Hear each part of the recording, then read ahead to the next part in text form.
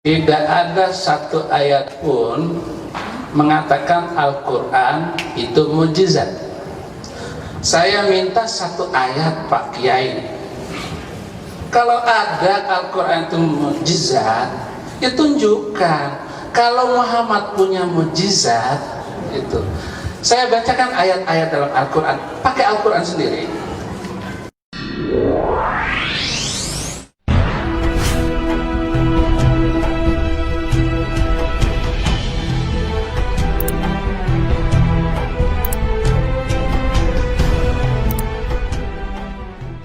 Shalom, Besem Hamasiyah, Assalamualaikum warahmatullahi wabarakatuh.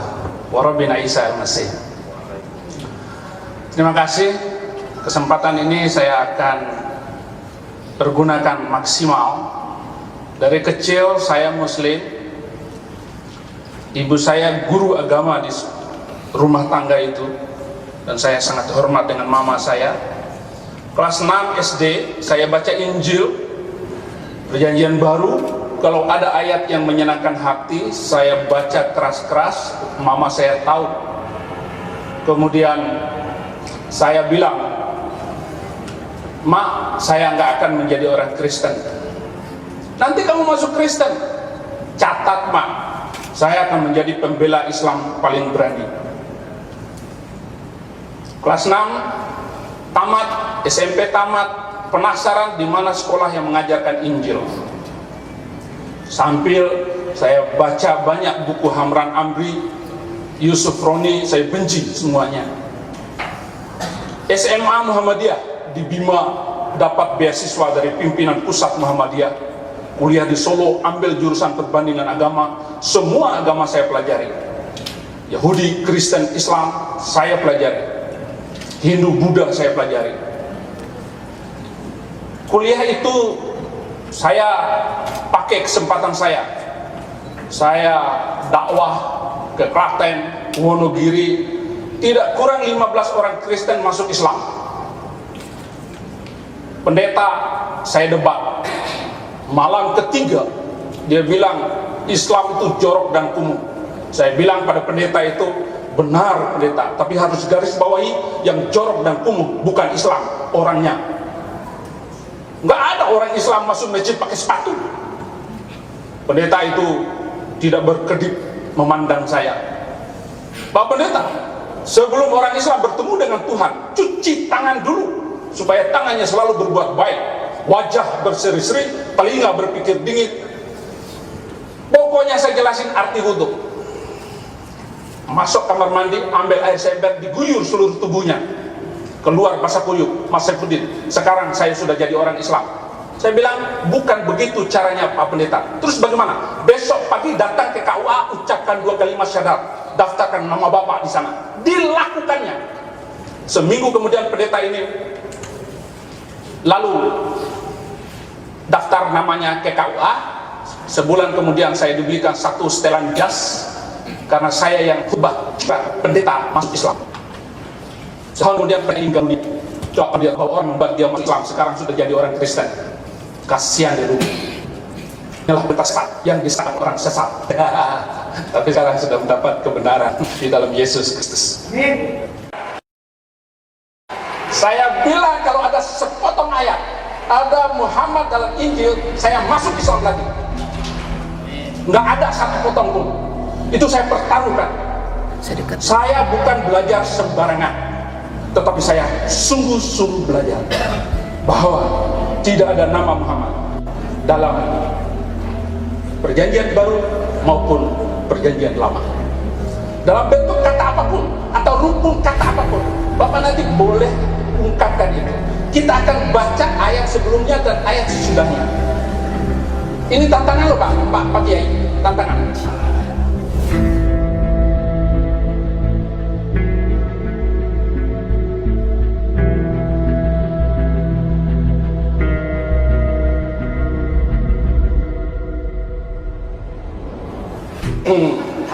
Yang kedua, kalau memang Muhammad itu Nabi, tentu ada saksi yang boleh menguatkan itu. Seperti Musa dituntun ditemani oleh Harun. ada nabi penolong pembantunya waktu itu. Adapun ungkapan-ungkapan bahwa Muhammad itu nabi hanya ungkapan dari beliau sendiri. Tatkala orang-orang Nasrani dan orang-orang Yahudi pada zaman itu meminta pertanggungan jawab kepada Rasulullah, apa bukti engkau nabi? Tunjukkan satu mukjizat. Kalau Muhammad itu adalah nabi, tentu dia menunjukkan ada bukti beliau nabi. Tetapi tidak ada satu ayat Al-Quran pun yang menunjukkan Muhammad punya mukjizat. Kalau ada mukjizat dalam Muhammad, dalam Al-Quran, saya masuk Islam lagi sekarang juga.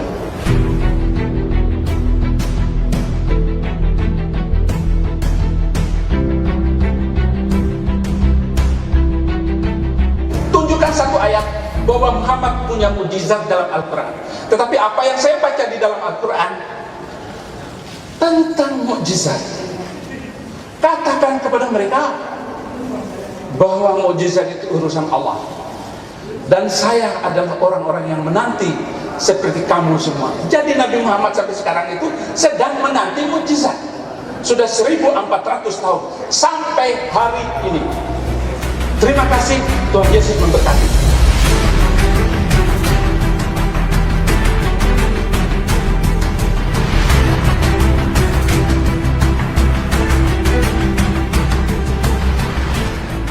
Kalau pidato ini bebas ilmiah, bukan mempromosikan. Ini kan saya bilang tadi, Yohanes 3 ayat 5, ayatnya ada. Satu ngomong ya, saya keluar. Usah. Kamu nggak, jemaat nggak boleh ngomong lagi. Kenapa lama? Nggak usah. Pulang. Apa kayak begini? Saya kambing. Pak, kita di sini saling masih Pak. Udah, sabar.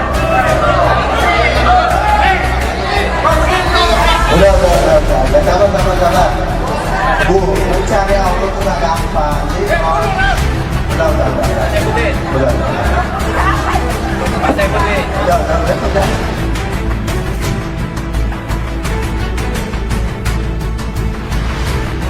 Bu, mencari Allah itu gak gampang. Jadi udah.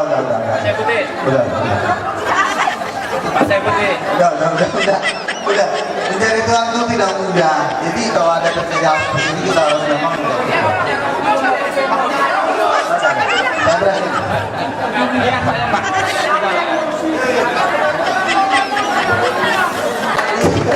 Oke.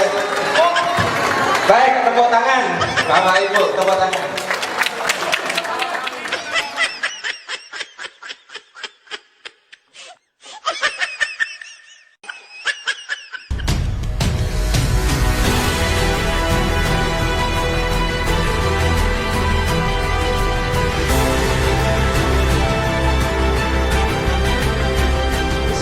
Insyaallah semuanya dirahmati dan dimuliakan oleh Allah Subhanahu wa taala.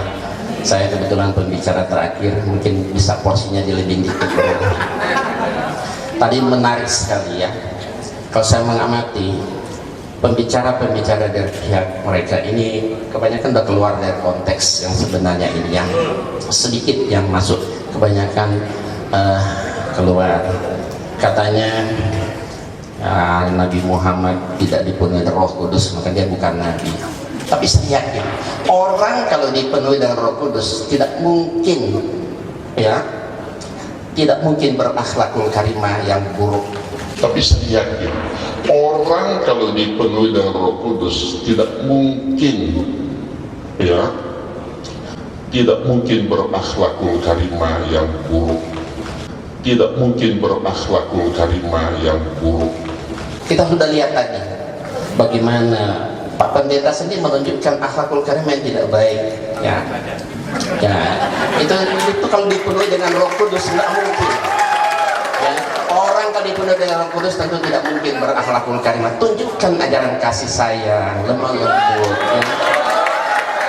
Bukan seperti tadi. Nah sudah baiklah. Kemudian juga Pak Luga mengatakan seolah-olah tadi Ismail tidak diberkati oleh Allah.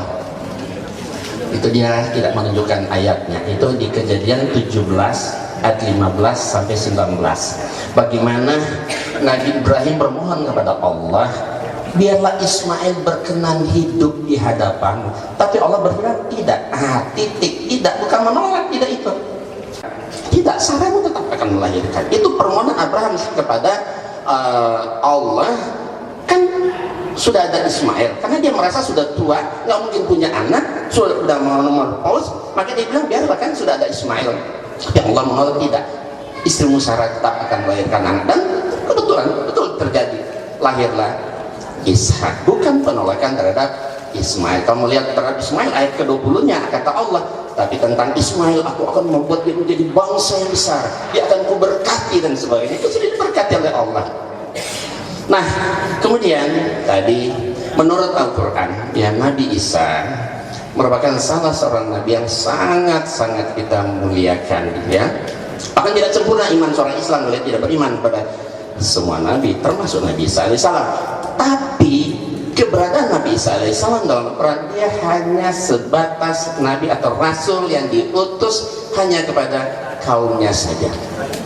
Wa yu'allimul kitab wal hikmata wa tawrata wal injil wa rasulan ila bani Israel. Dan dia mengajarkan kepada Isa kitab, hikmat, Taurat dan Injil, dan menjadi rasul kepada Bani Israel saja. Nah, kemudian kami menjadikannya sebagai teladan bagi Bani Israel. Bahkan di dalam Al-Quran di surat As-Saff ayat 6, ya, justru Isa sendiri yang memberi kesaksian.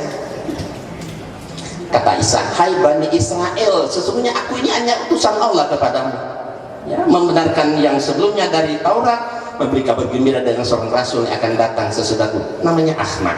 Nah, inilah Ahmad, inilah yang Bapak bilang tadi, paralektos, ya, di dalam, ya, bahasa Yunani itu Ahmad, dalam bahasa Arab yang terpuji, seorang penolong yang lain maksudnya tadi, gitu, ya. Cuma kita tidak membahas khusus panjang itu, ya. Kita memberikan bukti-bukti tentang kerasulan Nabi Muhammad di dalam kitab-kitab yang turun sebelumnya. Nah, kenapa, ya, Allah mengutus Nabi Muhammad yang menjadi rasul terakhir, penutup para nabi, khataman nabiin? Karena semua nabi sejak Nabi Adam sampai Isa alaihissalam, ya, orang Kristen bilang Yesus, mereka itu sebenarnya hanya diutus untuk kaumnya saja. Nabi Isa alaihissalam diutus hanya untuk Bani Israel saja, bukan untuk seluruh dunia, seluruh alam semesta. Maka jadi ibarat semua nabi sejak Adam sampai Isa, mereka itu cuma nabi-nabi lokal, ya kan? Nabi lokal. Makanya perlulah orang awam utus seorang rasul terakhir, ya, dengan membawa wahyu yang terakhir Quran dan agama antara Islam. Untuk apa? Untuk menggantikan apa yang pernah diutus dan diturunkan sebelumnya menjadi satu agama yang rahmatan lil alamin, berlaku untuk seluruh alam semesta, berlaku untuk seluruh manusia. Wa ma arsalnaka illa rahmatan lil alamin wa ma arsalnaka illa kafatan linnas bazira wa nazira walakin aktsaran nasi la ya'lamun. Tidaklah kami utus engkau Muhammad melainkan kepada semua manusia untuk membawa berita gembira dan peringatan, tetapi kebanyakan manusia tidak mengetahui. Nah, ternyata apa yang dikatakan oleh Nabi Isa alaihissalam tersebut itu ternyata benar. Apa yang dikatakan Isa alaihissalam dia rasul untuk Bani Israel di Injil ini, Injil Matius pasal 10 ayat 56, ini ucapan Yesus. Yesus punya murid 12 orang. Dia suruh semua muridnya silakan dakwah kemana saja. Tapi Yesus wanti-wanti, jangan kamu menyimpang ke bangsa lain atau masuk ke orang Samaria, tapi pergilah kepada domba-domba yang hilang dari umat Israel. Kenapa? Kan memang dia ditugaskan hanya untuk Bani Israel saja, tidak untuk seluruh dunia. Kemudian kita lihat di sini Matius 15 ayat 24, ini pengakuan Yesus yang jujur dan polos tertulis di Injil. Kata Yesus, aku diutus hanya kepada domba-domba yang hilang dari umat Israel. Yesus yang berkata, ya, dia sandar untuk. Kemudian kita lihat di sini Kisah Rasul pasal 13-23, dan dari keturunannya lah, sesuai yang telah dijanjikannya, Allah telah membangkitkan juru selamat bagi orang Israel, yaitu Yesus. Coba digeser sedikit, ini fokus sekali fotonya. Jadi Yesus, dia seorang juru selamat, tapi hanya untuk Bani Israel, bukan untuk seluruh alam semesta atau seluruh dunia. Bahkan Yesus melarang memberitakan Injil di Indonesia. Di Indonesia dilarang oleh Yesus untuk memberitakan Injil. Dilarang. Yesus sendiri, kita lihat di Kisah 16:26 dan 7. Dan mereka melintasi tanah Frigia dan tanah Galatia karena Roh Kudus mencegah mereka untuk memberitakan Injil di Asia. Dan setibanya di Misia, mereka mencoba mereka masuk daerah Bitinia, tapi Roh Yesus tidak mengizinkan mereka. Pertanyaannya, Indonesia masuk Asia enggak? Masuk. Berarti Indonesia termasuk yang dilarang oleh Yesus untuk memberitakan Injil. Kenapa? Karena dia diutus hanya untuk Bani Israel saja. Ya, tidak untuk seluruh dunia, tidak untuk seluruh alam semesta. Tentang Roh Kudus saya kembali sedikit ya.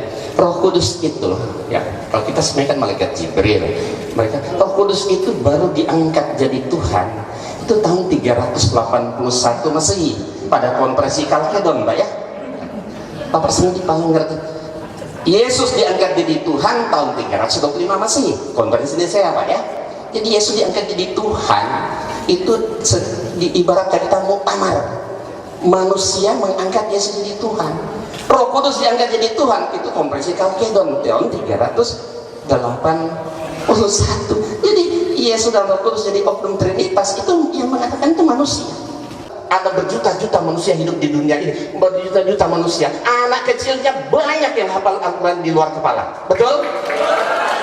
Karena dia betul-betul mujizat. Pertanyaan saya, kalau ada sembarang orang Kristen yang ada di sini, termasuk Pak Pendeta, hafal satu lembar ayat Bible, saya akan masuk Kristen saat ini. Silakan, satu lembar, asal pas titik koma. Silakan, satu lembar. Tapi Al-Quran mujizat Rasulullah, subhanallah, luar biasa.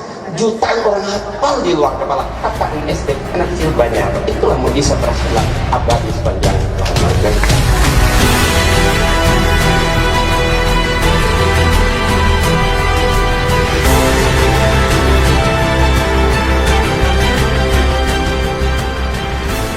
Tidak ada satu ayat pun mengatakan Al-Quran itu mujizat. Saya minta satu ayat Pak Kiai. Kalau ada Al-Quran itu mujizat, ya tunjukkan. Kalau Muhammad punya mujizat, itu. Saya bacakan ayat-ayat dalam Al-Quran. Pakai Al-Quran sendiri. Wa yaquluna la anzala alaihi ayatun mir rabbi faqul innamal ghaibu lillah fantaziru inni ma'akum minal muntazirin.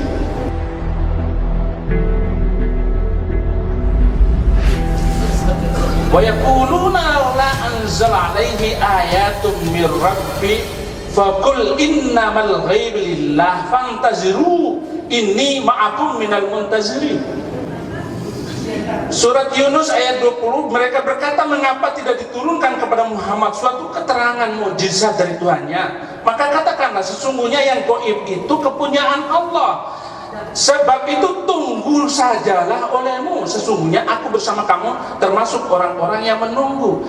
Jelas sekali ayat ini semua tidak ada menunjukkan bahwa Muhammad bisa menyembuhkan orang sakit, menghidupkan orang mati dan sebagainya. Nggak ada satu ayat pun. Atau peserta kalau bisa menunjukkan satu ayat, saya masuk Islam lagi. Nggak ada. Nggak ada. Dan saya jadi Islam Kristen itu Amrozi bom Bali, iman saya goncang. Ada satu agama yang membolehkan manusia membunuh manusia lain karena perbedaan keyakinan. Dari seluruh agama yang ada di muka bumi ini, hanya satu agama yang mengizinkan boleh membunuh manusia lain karena perbedaan keyakinan, yaitu Islam.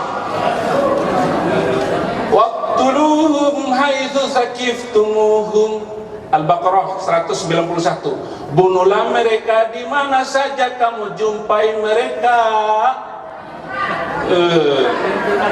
Al-Baqarah ayat 191. Kemudian surat Muhammad ayat 4. Ada lagi ayat yang memboleh membunuh orang Kristen. Surat At-Taubah ayat 29. وَقَاتِلُوا الَّذِينَ لَا يُؤْمِنُونَ بِاللَّهِ وَلَا يَوْمِ الْآخِرِ وَلَا يَدِينُونَ بِدِينِ الْحَقِّ الَّذِينَ أُوتُوا عَلَيْهِمُ الْكِتَابَ. Perangilah orang-orang yang tidak beriman kepada Allah dan Rasul, yaitu mereka yang diberikan Alkitab kepada mereka. Ayat ini jelas sekali, boleh membunuh orang Kristen. Jadi tidak salah, Anda semua boleh bakar gereja. Amrozi itu Al-Quran, nggak salah. Walaupun Amrozi sudah dibunuh hari ini, nanti akan ada Amrozi baru 10 tahun, 20 tahun yang akan datang. Kenapa? Karena ada kitab sucinya. Saya minta kepada Ihsan Mokoginta untuk menunjukkan satu ayat. Muhammad punya mukjizat. Kalau mengatakan Quran itu sebagai mukjizat, mana ayatnya? Terima kasih. Terima kasih.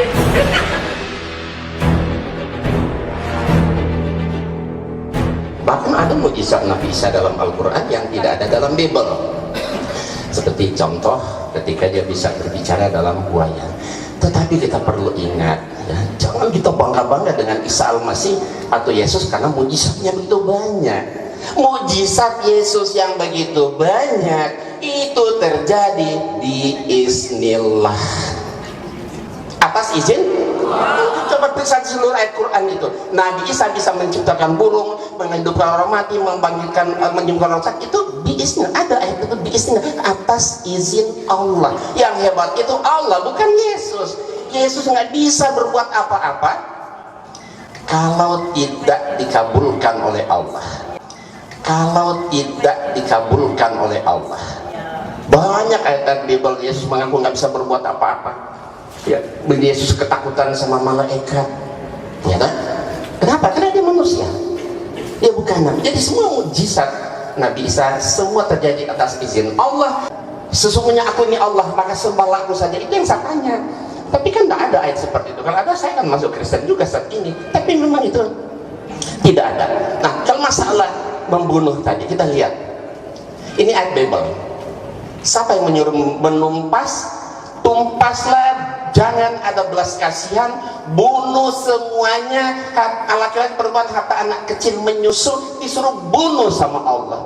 Inilah saya bilang ajaran teroris, sadis, benis, biadab, teroris itu semua tertulis di Bible, bukan di Quran. Saya heran. Surat Muhammad ayat 4, beliau menunjukkan surat Muhammad 4. Tolong dibaca Pak Ustadz dengan Pak Pendeta, hati-hati. Itu ada di kurung. Ya, apabila kamu bertemu dengan orang kafir di medan perang, itu dibuang, maka pancunglah batang leher mereka. Jadi boleh kita membunuh, tetapi terhadap orang kafir, dan itu pun di medan perang. Bukan asal orang ketemu orang Kristen bunuh. Kalau ketemu orang Kristen bunuh, maksudnya kita bunuh mereka semua kan? Enggak. Ayat itu coba baca dalam kurung di medan perang. Yang namanya ketemu orang kafir di medan perang, masa tebas leher kita? Kan kita bunuh, kita dibunuh. Tapi kata Allah di ayat sambungannya itu, tawanan itu kamu boleh bebaskan. Tapi kalau ini mana tadi? Tapi kalau tadi ini apa? Bunuh semuanya, tumpas semuanya, jangan ada belas kasihan, bunuhlah semuanya, anak-anak maupun perempuan, ya, bahkan anak menyusul, lembu, semua binatang juga harus ditumpas, dibunuh tanpa belas kasihan. Oh, ini bergeser ya? Itu kali. Itu fokusnya kurang geser.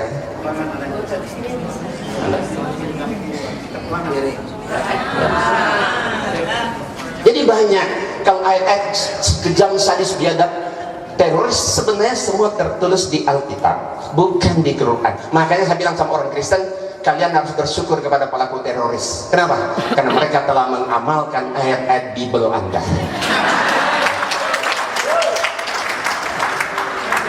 Kata orang Kristen, oh ini kan perjanjian lama. Memang Tuhannya di perjanjian lama, perjanjian baru beda. Sama. Kalau Yesus itu Tuhan, ganti sekarang.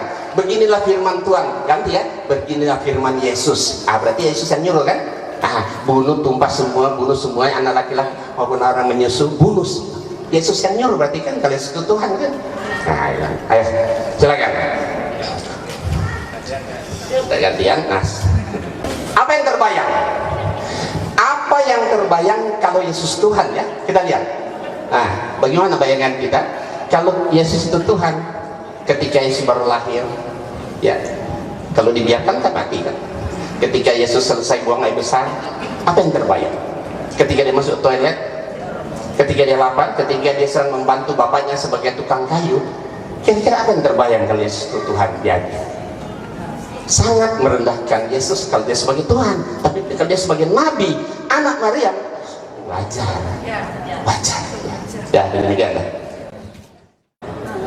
Terima kasih. Kalau saya boleh jadi orang Kristen itu, kalau beliau karena Yesus, saya karena Muhammad. Saya harus menjadi orang Kristen karena Nabi Muhammad menyuruh. Dan dalam Al-Maidah ayat 47, "Waliyahkum ahlal injil bima anzalallahu fi. Wa man lam yahkum bima anzalallahu fa ulaika humul fasiqun." Hendaklah orang-orang yang pernah memegang Injil memutuskan perkara menurut apa yang diturunkan Allah di dalam Injil itu. Bapak masuk Islam, salah. Barang siapa yang tidak memutuskan perkara berdasarkan apa yang diturunkan oleh Allah, fasik. Jadi orang Kristen masuk Islam, fasik alias busuk. Tapi kalau saya masuk menjadi orang Kristen, itu adalah suatu kebanggaan. Yesus membawa agama damai. Yesus tidak pernah membawa pedang. Jangankan pedang, pisau dapur saja tidak pernah dibawa oleh Yesus Kristus untuk menakuti pengikutnya. Tapi Nabi Muhammad memimpin 27 kali peperangan. Beliau adalah panglima perang. Dan satu-satunya agama yang boleh berperang hanyalah Islam. Yang kedua, saya tidak mampu melaksanakan ajaran Islam. Al-Baqarah ayat 208, "Ya ayyuhalladzina amanu udkhulu fis-silmi kaffah." Hei semua manusia, orang-orang yang beriman, masuklah dalam Islam itu secara sempurna. Saya tidak mampu melaksanakan ajaran Islam dengan sempurna. Sholat 5 waktu siapa kuat? Mungkin ibu-ibu yang banyak duit boleh, tapi tukang becak, orang miskin, petani susah mengikuti ajaran Islam.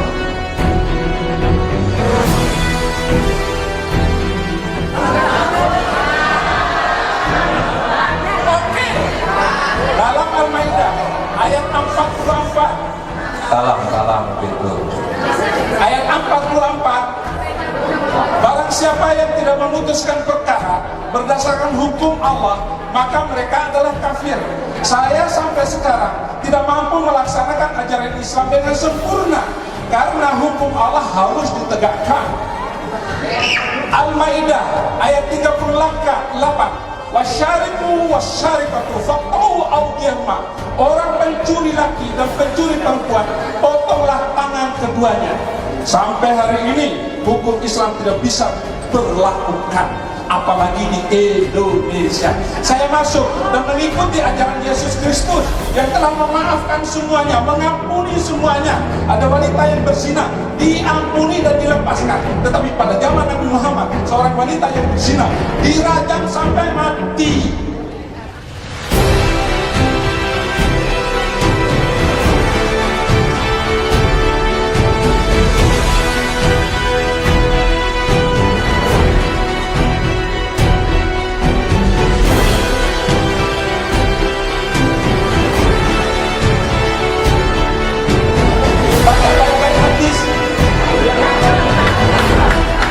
Surat An-Nur ayat kedua, surat kan. Jadi harus diberlakukan hukum Islam itu. Kalau sekedar sholat jengkang-jengking 5 kali gampang. Kamu sholat sampai hitam jidatmu nggak apa-apa, nggak ada yang marah. Tetapi kalau hukum potong tangan berlaku, hebat. Terima kasih. Baiklah tadi beliau menyampaikan tentang potong tangan, hukum Islam gitu. Di Indonesia tidak mungkin menerapkan potong tangan bagi ketemu koruptor atau pencuri atau apa. Kenapa? Karena di sini bukan negara Islam dan syariat Islam belum diterapkan. Kalau di Arab Saudi betul-betul dipotong, tapi untuk memotong tangan itu tentu ya ada dilihat dulu kerugiannya sebesar berapa besar, merugikan banyak orang, baru ada hukum itu diberlakukan. Nah, Kalau di Indonesia berlaku hukum Islam, ya pasti kisos itu harus juga diberlakukan. Tapi kenapa tidak diberlakukan? Karena negara kita bukan negara Islam. Nah, masalah surat Al-Maidah 44, 46, 47 kalau nggak salah. Wa lam yakum bima anzalallahu bahwa humul kafirun fasikun zolim. Itu kan ada 3. Kalau apabila kalian tidak harus yang pada Alkitab itu harus memakai hukum sesuai dengan di Injil itu. Kalau tidak, dia zolim, kafir, ya dan sebagainya. Jadi itu hanya berlaku untuk Bani Israel. Jadi kalau di Indonesia berlaku syariat Islam, orang tidak mau ya pakai aja hukum itu. Bagaimana syariat Injil? Orang yang mencuri sama juga, ya kan, dipotong, bahkan dibunuh. Orang membunuh dibunuh, gigi ganti gigi, mata ganti mata, ya nyawa ganti nyawa. Itu juga kan banyak di Alkitab tentang kisah seperti itu. Nah, kalau kita lihat pertanyaan dari jamaah. Ya. Mas, kalau kita lihat justru ayat yang membunuh dengan pedang itu di Alkitab itu ratusan, banyak sekali. Coba kita lihat, Tuhan menyuruh masing-masing membunuh temannya, tetangganya, bahkan supaya dapat berkat. Supaya dapat berkat Allah, kita harus bayar dengan jiwa anak laki-laki saudara kita supaya kita dapat berkat. Apakah ya supaya dapat berkat Tuhan kita harus bunuh saudara kita laki-laki, ya, anak laki-laki kita, tetangga kita, teman kita? Ini ajaran apa? Ya, ini ajaran apa? Betapa sadis biada. Di Al-Quran kan nggak ada ajaran-ajaran seperti ini. Pertanyaan terakhir tadi Pak Insan, Ya. bagaimana hukumnya ketika orang Kristen pura-pura masuk Islam menyusup, Islam pura-pura masuk Kristen menyusup? Bagaimana etika beragama dalam konteks itu? Ya, kalau dia berpura-pura, ya tentu kita harus cegah. Kalau kita tahu, kita harus usir, keluarkan, ya, karena di sini tidak berlaku syariat Islam, ya tentu saja tidak harus dihukum pancung atau dibunuh dan sebagainya. Tapi kalau kita tahu dia berpura-pura, ya kita harus cegah, ya kan? Karena itu mungkar, ya kita harus cegah dia, keluarkan dari Islam dan sebagainya. Begitu juga tentu sebaliknya, karena memang banyak orang-orang Islam yang ada orang Islam juga yang masuk ke Kristen, orang Kristen juga ada juga yang menyusup ke orang Islam. Ya banyak, teman-teman saya juga ada beberapa yang bekerja seperti itu, tapi masuk ke sana dalam rangka apa? Ya kan, dia ingin mengetahui lebih jelas, tahu tentang apa di Kristen. Orang Kristen juga begitu kan. Nah itu kan usaha-usaha untuk membongkar rahasia dari setiap agama. Apakah betul Islam dan Kristen selamanya tidak akan bisa diketemukan? Insya Allah bisa, kalau menurut saya. Insya Allah bisa, asal satu modal saya, jujur. Itu saja. Kalau kata saya, siapapun orang Kristen mau jujur ketemu saya, insya Allah sekali ketemu pasti dia kalah. Asal satu, jujur, ya kan? Selama dia tidak jujur, dia nggak mau terima satu kebenaran, itu percuma. Asal mau jujur, berapa ratus orang Kristen yang saya Islamkan, kenapa? Dia datang dengan jujur dan dia betul-betul ingin mencari kebenaran. Asal betul-betul mencari kebenaran, insya Allah.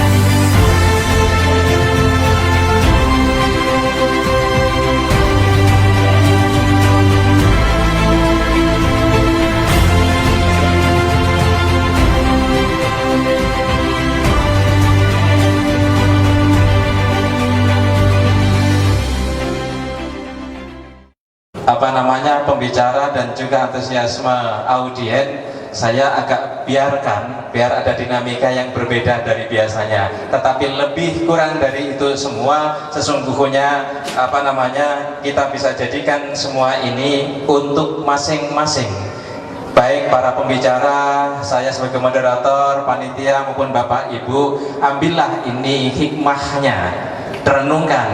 Imam Hanafi pernah mengatakan, pendapatku benar, tetapi bisa jadi mengandung kesalahan. Ulang dan renungkan. Pendapatmu salah, tetapi bisa jadi ada titik-titik kebenaran yang bisa saya jadikan renungan.